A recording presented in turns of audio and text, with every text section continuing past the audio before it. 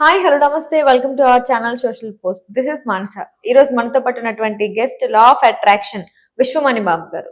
నమస్తే సార్. నమస్తే అండి సార్, కొంతమంది ఉంటారు ఏమీ లేకపోయినా కూడా చాలా ధైర్యంగా ఉంటారు. అసలు ఏదో ఒక ధైర్యం వాళ్ళలో ఉంటుంది, ఎందుకో కూడా తెలీదు.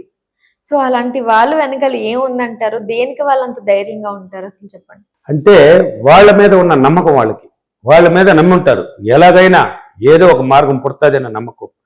ఎందుకంటే వాళ్ళు భయపడరు, దేనికి భయపడరు. ఏం జరిగినా అసలు ఇంట్లో ఎంత లేకపోయినా కూడా వాళ్ళు భయపడరు. అప్పులు అయిపోయినా కూడా భయపడరు. కొంతమంది వాళ్ళు అప్పులు కూడా సులభం కట్టేస్తుంటారు. మంచి స్థాయికి కూడా వెళ్ళిపోయిన వాళ్ళు బోల్డ్ మందిని చూడొచ్చు. ఏమీ లేదు అనే ఇది కాదు.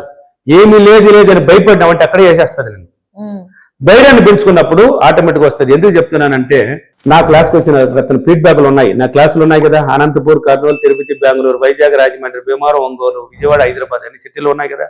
చూడండి, ఆ ఫీడ్బ్యాక్లను ఒక అతను మాట్లాడుతున్నాడు. చూడండి, వాళ్ళ కుటుంబం, వాళ్ళమ్మ నాన్న పనికి పోడంట, సోమరితనంతో కూలీ చేసేదానికి ఎప్పుడన్నా పోదుడంట. మిగతాప్పుడు ఎవరింటికాడికన్నా వెళ్ళి అక్కడ కూర్చొని సాయంత్రం వరకు మాట్లాడేసి ఏది వాళ్ళు పెట్టింది తినేసి వచ్చేసేవాడంట. వాళ్ళ అమ్మ కష్టపడి కూలి పనులకు పోయేసి వచ్చే పిల్లకాయలు చదివించిందంట.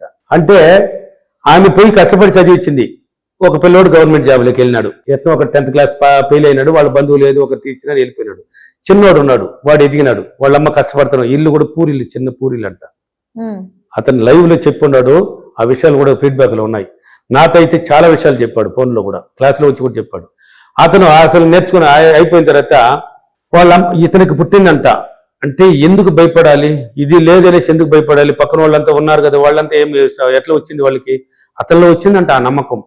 ఏదో ఒక మార్గం పడుతుంది, ఎలాగైనా మనం సాధించాలి, ఒక ఇల్లు కట్టాలి, ఒక మంచి అమ్మను కూర్చొని పెట్టి మంచి చీర, మంచి తిండి, ఏసీలో కూర్చొని పెట్టి ఆమె చనిపోయే రోజు గ్రాండ్ గా తీయాలి అనుకున్నాడంట. గ్రాండ్ గా అంటే ఆమెను ఏసీలో మంచి ఇంట్లో కూర్చొని, పూరిల్లు, చిన్న ఇల్లు, మంచి ఇల్లు కట్టి ఆ ఇంట్లో కూర్చొని పెట్టి ఏసీలో పండు పెట్టి ఆమెకు అన్ని ఇచ్చి ఆ ఇంట్లో మంచి స్థాయిలోకి తీసుకుని ఆమె అనుభవించే ఎంత కష్టం అనుభవించిందో అంత కష్టమాన్నే పోగొట్టేసి సంతోషాన్ని ఇచ్చి ఆమెను పంపించాలనుకున్నాడు.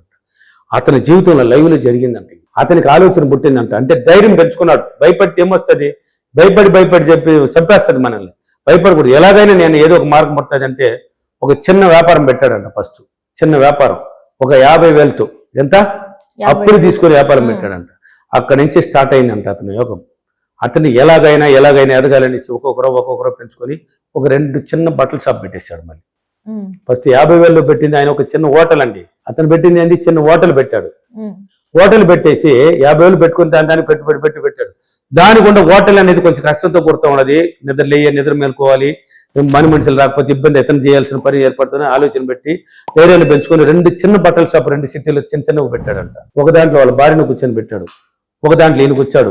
వాళ్ళ అమ్మని ఇక్కడికి వెళ్ళాలి, హోటల్లో కూర్చొని పెట్టేసి పని మనుషులు చేస్తుంటే ఇక్కడ తింటే డబ్బులు ఇస్తారు, వేసుకుంటుంది అని తెలిసి ఈయన మెయింటైన్ చేసుకుంటా కూర్చొని పెట్టేశాడంట.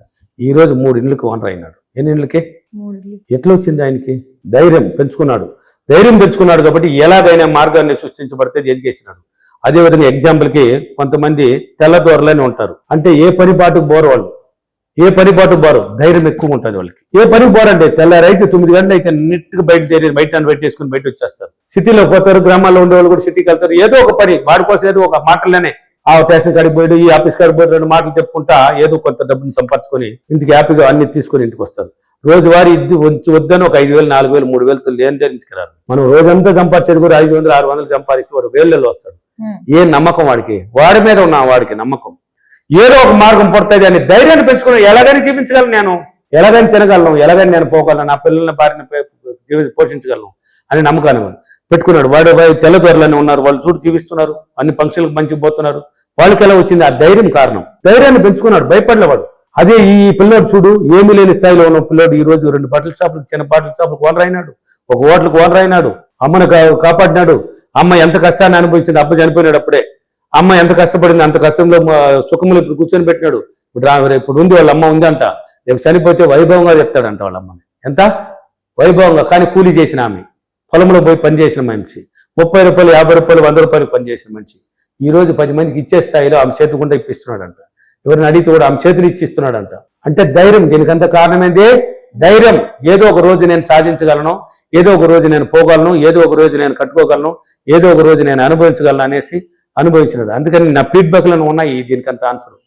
నా సిటీలో క్లాసులు ఉన్నాయి కదా, దాంట్లో ఉన్నాయి చూడండి. అద్భుతంగా జరిగింది. కాబట్టి ధైర్యాన్ని పెంచుకొని జీవించినామంటే మనం మెట్టు ఒక్కొక్క మెట్టు వెళ్ళిపోతాం. ఇప్పుడు తిరుమలకు పోవాలనుకుంటున్నారండి, ఎలా పోగలుగుతున్నారు వాళ్ళు? ఆ ధైర్యమే కదా. ఒక రోజు కాకపోతే 10 రోజులకైనా నడిచి వెళ్తున్నారా లేదా? బస్సులోకి పోయితే వెళ్తారు, నడిచిపోయేవాళ్ళు చెప్తున్నాను నేను, వెళ్తున్నారా లేదా? ఆ ధైర్యం, ఆ పిరికితనం పోయింది వాళ్ళు. ఆ ధైర్యంతో ఉన్నప్పుడు ఏదైనా సాధించబడుతుంది. కాబట్టి ఇలా చేసుకోండి, ఏదైనా జరుగుతుంది. ఓకేనా?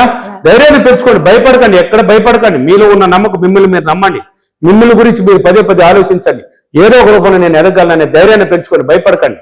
ఆటోమేటిక్గా అప్పులైనా తీర్చుకోవచ్చు, ఏ సమస్యనైనా పోగొట్టుకోవచ్చు, పిల్లలు చదువుని చదివించుకోవచ్చు, ఉద్యోగాలు తీసుకోవచ్చు, వేరే చేసుకోవచ్చు, ఏ పనైనా సాధించవచ్చు. ఓకేనా?